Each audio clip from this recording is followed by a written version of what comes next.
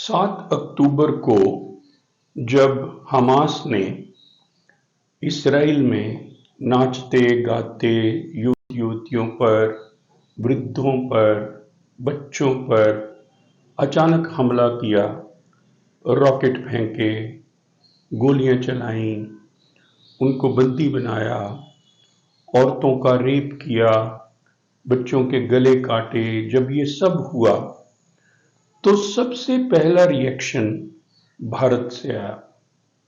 भारत के माननीय प्रधानमंत्री जी ने ट्वीट करके 2 बातें कही उसमें अपने ट्वीट में।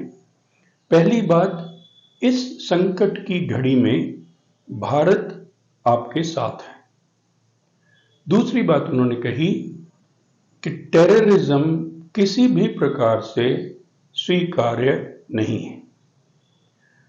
इस बात को लेके कुछ विश्लेषकों ने ये कहना शुरू कर दिया कि भारत ने पैलेस्टीन प्रॉब्लम पे अपनी पॉलिसी बदल ली है, जबकि ऐसा है नहीं।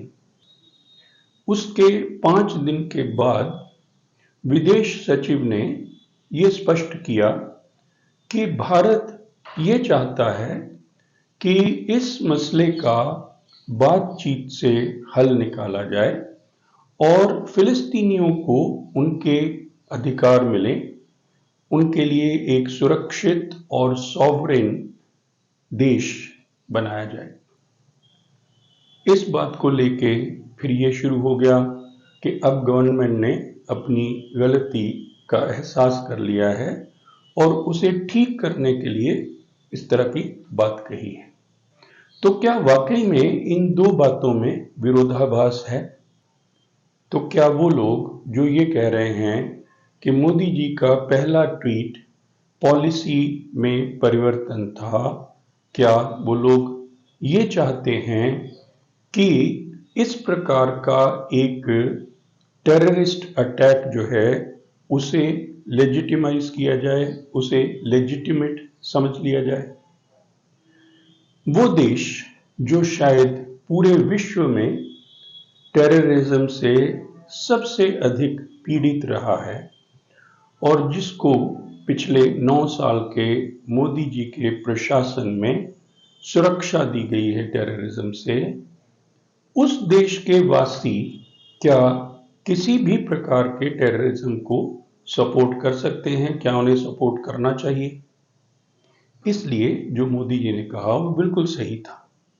पहली बात उन्होंने कहा, इस संकट की घड़ी में हम आपके साथ हैं।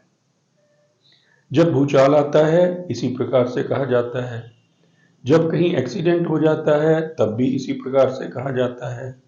तो ये एक ह्यूमैनिटेरियन जेस्चर है कि जहां पे कोई बहुत बड़ी क्षति हुई हो उनके साथ हम अपनी संवेदना जताते हैं। इसका मतलब ये नहीं है कि आप उस देश के साथ जुड़ गए हो, क्योंकि हमारी नेशनल पॉलिसी में जुड़ना अलग होना ये तो है ही नहीं। हम तो अपना इंटरेस्ट देखते हैं और दोनों साइडों को बराबर रखते हैं। इसलिए जुड़ना अलग होना ये हमारी पॉलिसी नहीं। तो उसके बाद जो एक स्टेटमेंट दी गई है वो एक अलग स्टेटमेंट है, क्योंकि वो तो हर एक देश यही चाहेगा कि जितनी भी समस्याएं हैं उनके मिल बैठकर समाधान किए जाएं और वायलेंस को, हिंसा को बिल्कुल उसमें से बाहर निकाल दिया जाए। मिल बैठ के बात करना और हिंसा न हो ये कहना, ये दोनों आपस में जुड़े हुए विषय हैं, अलग नहीं है। तो लोग ऐसा क्यों कह रहे हैं? क्या वो इसलिए कह रहे हैं क्योंकि वो जैसे कैसे मोदी जी को घेरना चाहते हैं, क्योंकि इससे उनकी राजनीतिक रोटियां सिकती हैं, दाने भुनते हैं? तो ये जो एटीट्यूड बन गया है हमारे देश में कि अपना स्वार्थ सबसे आगे रखो, ये बहुत ही एक नकारात्मक रवैया है जिसे बदलने की आवश्यकता है। अब इसी संदर्भ में हम ये जानने की कोशिश करते हैं कि टेररिज्म क्यों किसी भी परिस्थिति में अस्वीकार्य है। यदि हम युद्ध को स्वीकार कर लेते हैं, हालांकि कोई भी युद्ध की प्रशंसा नहीं करता है, लेकिन फिर भी इसलिए स्वीकार कर लिया जाता है क्योंकि वो एक प्रथा सी बन गई है, एक देश का दूसरे देश को डोमिनेट करने की कोशिश करना। लेकिन वो इस प्रकार से किया जाता है कि जिसमें सैनिक लोग मरते हैं, और जो लोग मरते हैं उनको ट्रेनिंग दी जाती है लड़ने की, उन्हें पता होता है कि हम मर सकते हैं।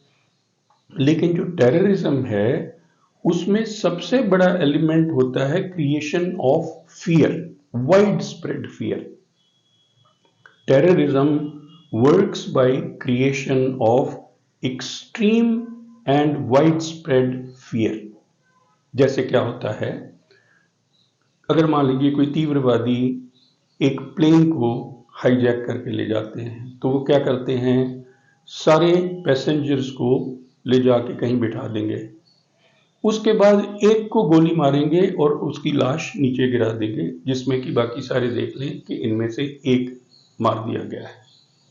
अब क्या होता है, चाहे एक ही डेथ हुई है, लेकिन बाकी सारे जो पैसेंजर्स हैं वो सारे के सारे पोटेंशियल विक्टिम्स बन जाते हैं। तो इस प्रकार से जो टेररिज्म है वो सबको पोटेंशियल विक्टिम बनाकर काम करता है, अपना इफेक्ट दिखाता है। जैसे जब नूपुर शर्मा ने कुछ कहा और एक विवाद खड़ा हो गया, उस वक्त एक टेलर का गला काट दिया गया। अब गला तो एक ही टेलर का कटा, लेकिन पूरे भारत में जितने भी हिंदू थे उन सब में एक भय बैठ गया कि कल को मेरी बारी तो नहीं आएगी।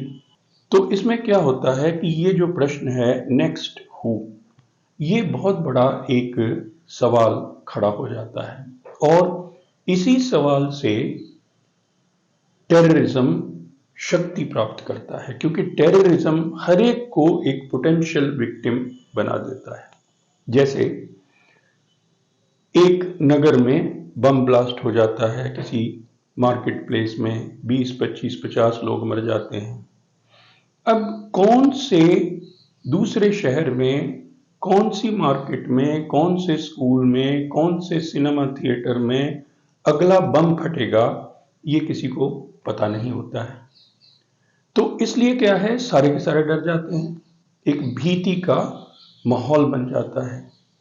तो इसीलिए जो टेररिज्म है वो क्यों ज्यादा खतरनाक है, उसके कुछ कारण हैं। पहली बात, टेररिज्म जो है वाइड स्प्रेड फियर क्रिएट करता है, उसका इफेक्ट बहुत ज्यादा स्ट्रॉन्ग और बहुत वाइड होता है। It has a paralysing effect on the country, on the society. दूसरी बात, टेररिस्ट अटैक करने के लिए बहुत कम लोगों की आवश्यकता होती है, इसलिए it becomes a situation of a few versus many, तो एक अनइक्वल फाइट बन गई। तीसरी बात क्या होती है कि टेररिस्ट छुप के वार करता है, इसलिए पता नहीं लगता कि टेररिस्ट कौन है और दूसरा कौन है। और टेररिस्ट क्या करते हैं, अक्सर शरीफ आदमी के पीछे, जैसे कवच कहा जाता है, वो कवच का इस्तेमाल करते हैं। जैसे अब हमास के बारे में बताया जा रहा है कि उन्होंने बहुत सी सुरंगें खोद रखी हैं, और वो सुरंगें जो हैं उनके द्वार मस्जिद में हैं, किसी स्कूल में हैं, किसी के घर में हैं। अब क्या है कि वो मस्जिद, उस मस्जिद में आने वाला शरीफ मुसलमान जो है वो एक कवच बन गया। तो इस तरह की सी जो स्थितियां टेररिस्ट क्रिएट करते हैं, जिसमें कि उनको टारगेट करना मुश्किल हो जाता है। लड़ाई में क्या है, आपका दुश्मन आपके सामने खड़ा है, या आप उसे मारेंगे या वो आपको मारेगा। लेकिन टेररिस्ट जो है वो आम लोगों की तरह घूमता फिरता है, और घूमते फिरते कहीं पे एक बैग रख के चला जाता है, और वो बैग जो है किसी भी बैग की तरह हो सकता है। इसलिए क्या होता है कि जो रिसोर्सेस अवेलेबल हैं फॉर रूटिंग आउट टेररिज्म, वो बहुत ज्यादा ओवर यूज होते हैं। जैसे हमारे देश में आप देख लीजिए, अभी तो पिछले 9 साल से, क्योंकि मोदी जी बहुत टेररिज्म के बिल्कुल बिल्कुल ही खिलाफ हैं, वो तो जीरो टॉलरेंस है उनकी, इसलिए कुछ होने नहीं दिया उन्होंने। वरना पहले जब कांग्रेस की सरकार थी तो अब क्या होता था कि कहीं पे मान लीजिए कि एक रोटी का डब्बा रखा हुआ है, उसे कोई उठा के खाने की कोशिश करता है और पता लगा वो फट गया और लोग मर गए। अब ऐसी स्थिति में क्या है कि पुलिस को जगह जगह जाके हर चीज चेक करनी पड़ेगी। नतीजा क्या होगा कि पूरे का पूरा जो पुलिस विभाग है वो इसी काम पे लग जाएगा कि इसे भी चेक करो, उसे भी चेक करो, ये भी चेक करो, वो भी चेक करो। दूसरा क्या है, जो आम मूवमेंट है लोगों की, गाड़ियों की, उसमें बाधा होनी शुरू हो जाती है। हर जगह गाड़ियां चेक की जा रही हैं। उससे कई बार फिर भ्रष्टाचार भी शुरू हो जाता है कि जो लोग पुलिस डिपार्टमेंट में चेकिंग के लिए खड़े हैं, वो मान लीजिए रात को लोगों को रोक रोक के उनसे पैसे बटोरने शुरू कर देते हैं। तो टेररिज्म जो है वो सोसाइटी को बिल्कुल खोखला कर देता है। इसीलिए टेररिज्म को बिल्कुल टॉलरेट नहीं करना चाहिए। हमें भारतवासियों को अपने मन में बिल्कुल स्पष्ट होना है, हम फिलिस्तीनियों के साथ हैं, हम इसराइल के भी साथ हैं, क्योंकि इसराइल जो है वो हमारा बहुत बड़ा एक सपोर्टर है। हमारे लिए दोनों बराबर हैं, हमारी तो उसमें इन्वॉल्वमेंट नहीं है इमोशनल या किसी तरह से भी। हम चाहते हैं न्याय हो, और उस न्याय के लिए यदि भारत कोई योगदान दे सकता है तो उसे देना चाहिए, लेकिन सिर्फ इसलिए क्योंकि वोटें चाहिए, इसके लिए जो है हर चीज को सपोर्ट किया जाए, चाहे वह टेररिज्म ही क्यों ना हो। तो टेररिज्म के बिल्कुल 100% हम अगेंस्ट हैं। यही बात मोदी जी ने अपने पहले ट्वीट में कही थी, और उसे हमें पूरी तरह सपोर्ट करना चाहिए। धन्यवाद।